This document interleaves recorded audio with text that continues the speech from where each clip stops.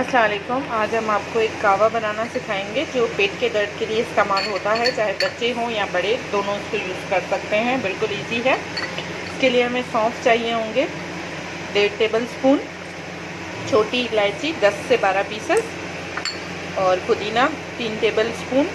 आप चाहें तो शुगर भी यूज़ कर सकते हैं, लेकिन गुड़ इसमें ज़्यादा बेहतर रहेगा। थोड़ा सा गुड़ जितना आपको मीठा चाहिए। इसके लिए पानी, जिस क्वांटिटी में आपने बनाना है उसके डबल पानी आप यूज़ करेंगे। मुझे 2 कप बनाने हैं तो मैं इसमें 4 कप पानी ऐड कर रही हूँ। पुदीना, गुड़, सौंफ, छोटी इलायची को आप थोड़ा सा तोड़ के डालिएगा।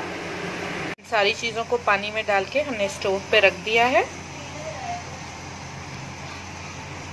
तकरीबन 15 से 20 मिनट ये बॉयल होगा, फिर हमारा काढ़ा बन के रेडी हो जाएगा।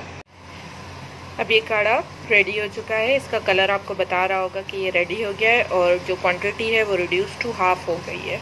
अब हम इसे कप्स में निकाल लेंगे। ये हमने स्ट्रेन कर लिया है।